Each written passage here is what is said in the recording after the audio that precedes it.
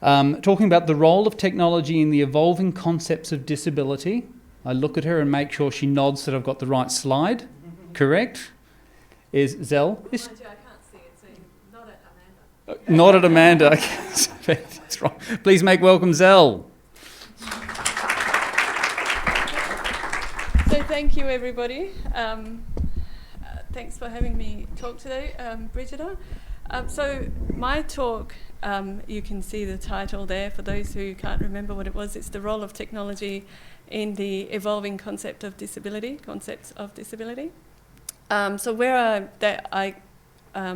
I work for WebKey IT. I'm the usability analyst specialising in vision impairment. I also have my own business as well, Inclusive World. And so through, I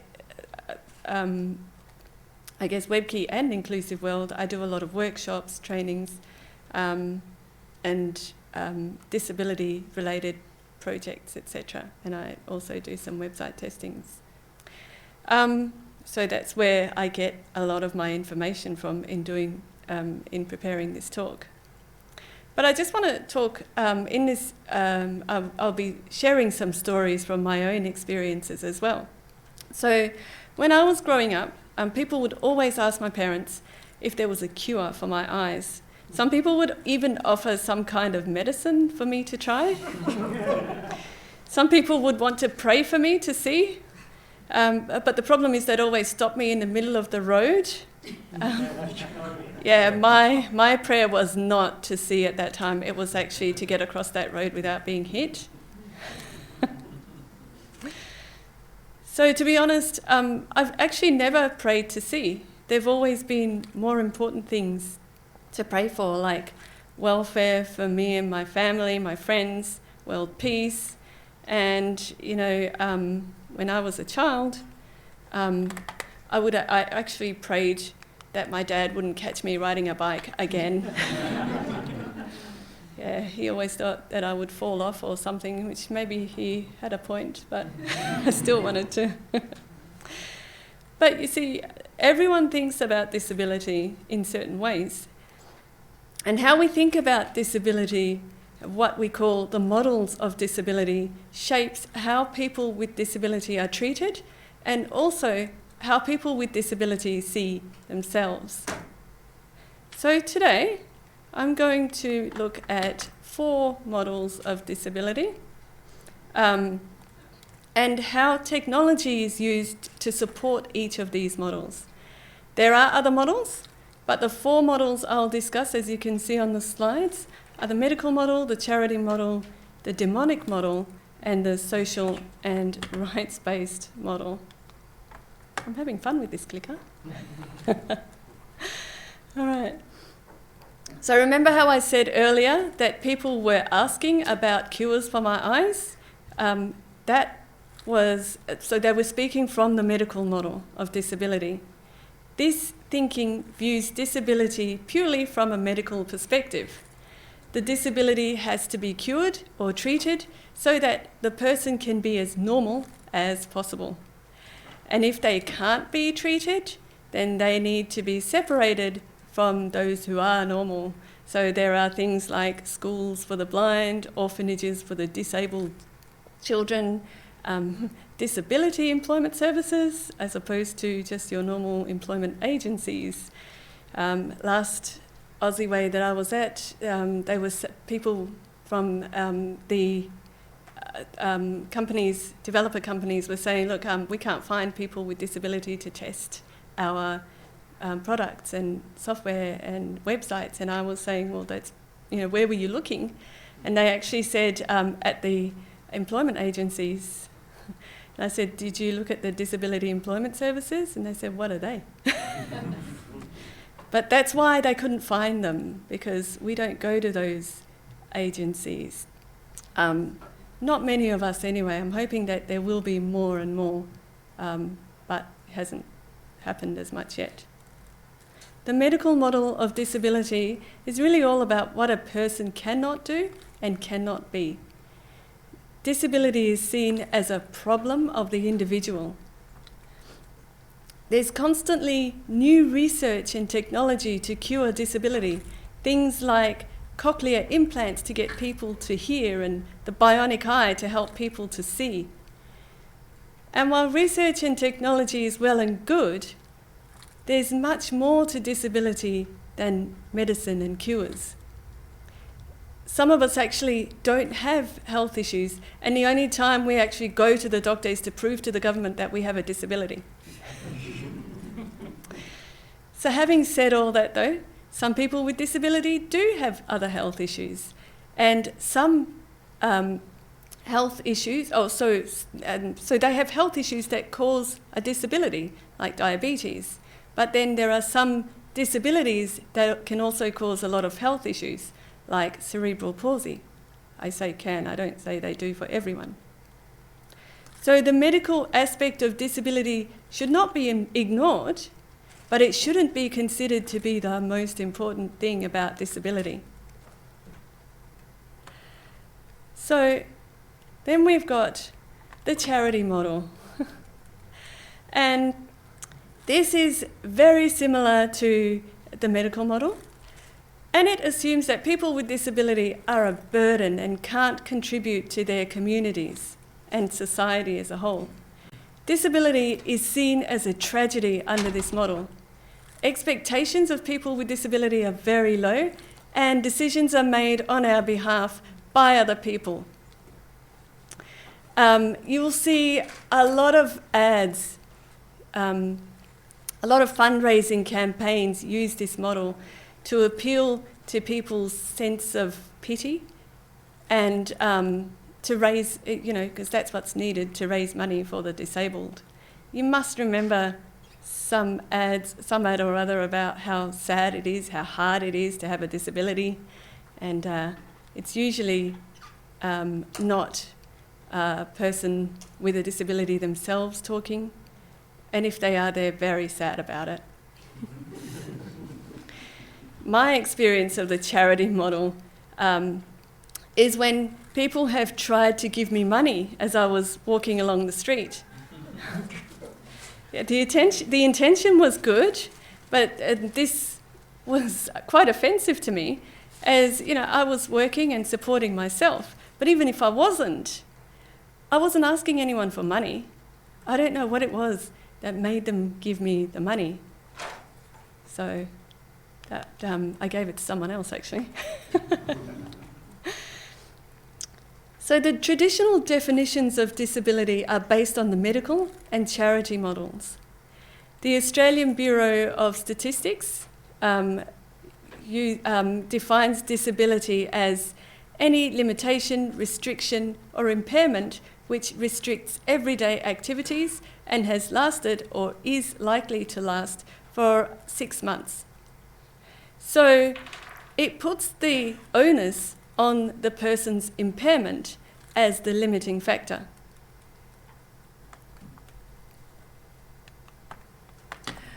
So, the demonic model, this is a good one. It's where people with disability are thought to be evil because they're different from the norm. They may have deformities or exhibit unusual behaviours, so they must be possessed, right? But on a serious side, people with disabilities under this model are laughed at, and people think that they're crazy. Children often throw stones at them. So if you think, technology plays actually a crucial role in spreading these ideas and normalising them, particularly through the media. Think of films like The Hunchback of Notre Dame, where there's a deformed character, Quasimodo, and he's isolated from society and persecuted due to his deformity. And then you've got media, even older than that. You had, plays. If you go back into Shakespeare's time, you had Richard III, and he was extremely evil because he had a deformity. But on the extreme side of the demonic model, people with disabilities are thought to be, some people have superpowers. They're actually technology themselves, human technology. They know everything. If you remember Rain Man, the X-Men, where there's a professor and he's orchestrating everyone to do things and getting aliens and everything, has access to the aliens. So, you know, mutants, people with superpowers, aliens, evil, it's all related in this demonic model. So what would you say is the problem with the medical, charity and demonic models? You can tell me. I won't bite. Negative portrayal. Yeah, they're extremely negative. Said from the evil albino in the room. Oh, hell yeah.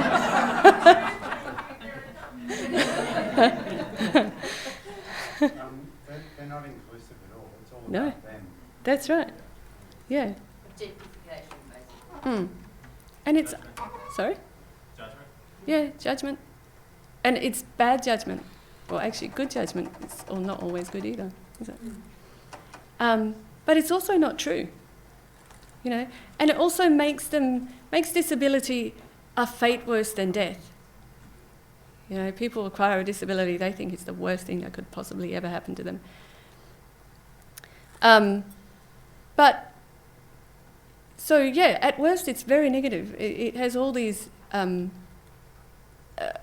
it's a very bad thing to have a disability. At best it's untrue, you know. People with disability don't really have superpowers. I don't anyway, unless some people do, and I picked the wrong disability. So, but the problem is, like I said at the beginning, these models, traditional models, have shaped how people with disabilities see themselves as well, you know, because there's this constant attitude or feeling that we're not good enough, and you know, so we often don't have a lot of self-worth, and we carry a lot of shame and guilt, you know. And people say, well, that more applies to non-Western countries, but it doesn't. It applies to us as well. So we tend to buy into our own ableism, and ableism is the form of discrimination against disability, you know, same as racism is discrimination against colour. Gotta change slides. So the social and rights-based model of disability was actually developed by people with disability themselves, and it's because what I think it was you, Jerry, was saying, it doesn't explain our personal experience of disability, and it reinforces our exclusion and isolation. The social model of disability sees disability is the result of interaction between people living with impairments and an environment filled with barriers. And the barriers are physical, communication, attitudinal, and systemic. Now, physical barriers refer to the physical infrastructure, the built environment. So give me a physical barrier, someone. Stairs. Yep, beautiful. But there's lots of other physical barriers as well. Communication barriers, I mean, look, that's why we're here. We're here to address a communication barrier. So, but they affect lots of people. Communication barriers affect people who are blind, people who are deaf, people with complex communication needs who can't speak, who can't move too much to be able to communicate. So, and there's probably people with intellectual disability. And so those relate to the communication barriers. What are some attitudinal barriers?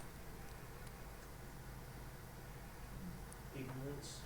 Yes. You can't do that because you're blind. Yeah, we get that all the time. And so there are many different attitudinal barriers, especially my pet hate is the one when I go to a job interview and they go, I can't do that. And I couldn't do that. The assumption is I couldn't do that if she has a disability. I mean, I couldn't do that if I have a disability, so she can't possibly do it. And it's real, it does exist. So, all the negative or the negative attitudes towards disability come together and make systemic barriers that are, kind of put in place by governments, by laws, by all those sort of things. Remember those, the English ivy that Tatiana was talking about in the morning yesterday, how they're deep-rooted. So it really applies also to disability and those systemic barriers that are created for people with disability. So the social model of disability looks at addressing those barriers in order to make people included in society. Now, these barriers need to be addressed. So, where am I? Sorry. In the extreme, though, so the social model is good in that it considers people with disability, they have a life other than the medical and, charity models. But in the extreme of the social model, it can cause people to, it can discourage people from with disability from socialising with one another. And it causes people to deny their disability because it kind of discourages people hanging out. And phrases like, technology, if people have enough supports and services, if technology does help people to such a degree that they don't have a disability, And yesterday we heard about the desire of one of the inventors to eliminate disability, and so it kind of denies. It still has this element that, in the extreme, the social model still has this element that disability, it's not really acceptable. And for you to be accepted, you have to be as normal as you can be still. But so we refer to the model as social and rights-based model. I guess what I forgot to say there is the other problem with just the social model is that privilege, so any services, supports that are provided by the government can be seen as a privilege. You're lucky that you've got this. You're lucky you get disability employment services. And it's seen as... So you should be lucky. Don't ask for too much. But really, these are our rights, because without them, we can't participate as well. Having a disability employment service, some people would argue with me about that, but having assistive technology, for example, we can't communicate so well or participate so well without them.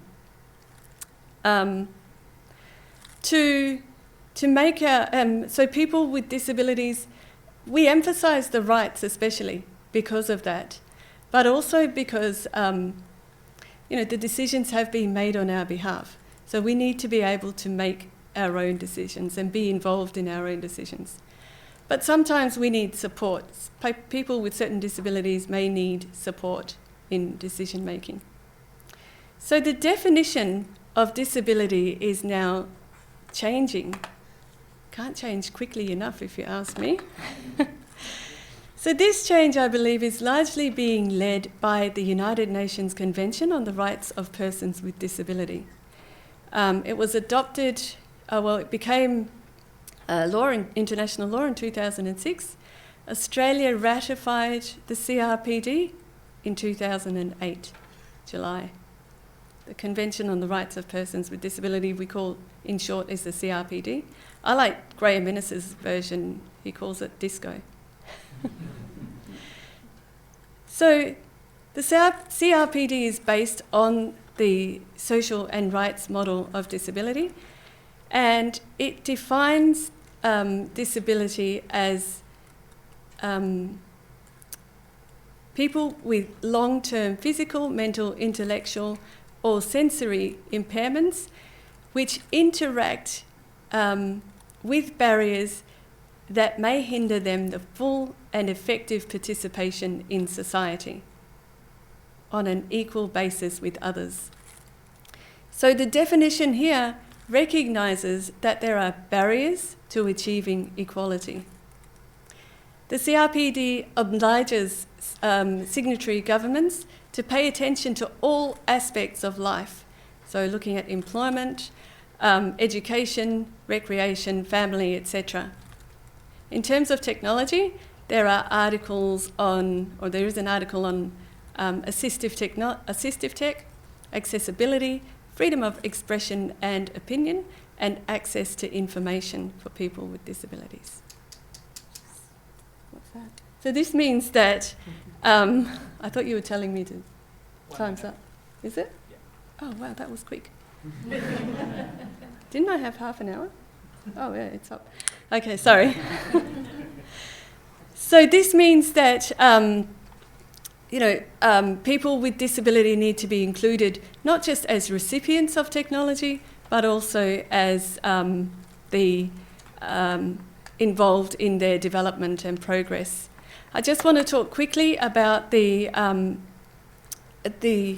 substantive equality, and just say that what we're doing here, the attention to accessibility here, is supporting people with disability in our rights, to exercise our rights, because it's not enough to, give us things like, it's not enough to give me a piece of paper and say, give this registration form to everyone to register. I can't fill out that form unless I need help. That means sometimes I won't get help and I don't fill out the form. So I'm not really equal, but I need support to be equal. So I'm just going to go in conclusion. Just one thing before the conclusion I wanted to say, that on the other hand, so while technology supports the social and rights-based model, it also negates the model as well. So things like, that people's refusal to make things, or lack of understanding and awareness of accessibility.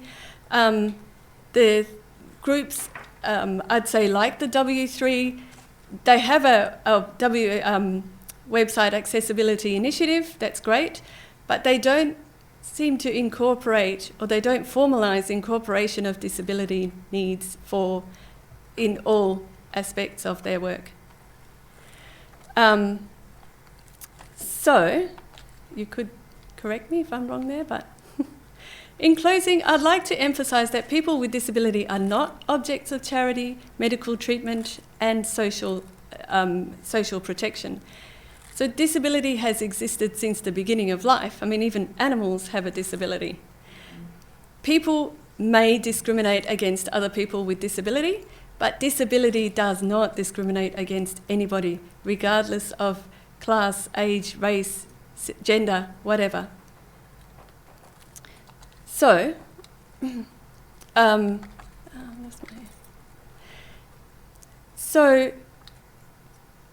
lost my.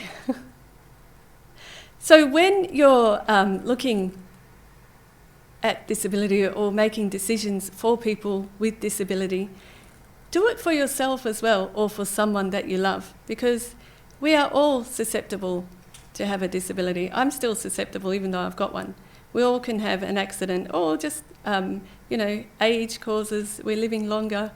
There are lots of ways of acquiring a disability. But, disability should not be a huge problem. It should just be a part of life. Thank you very much.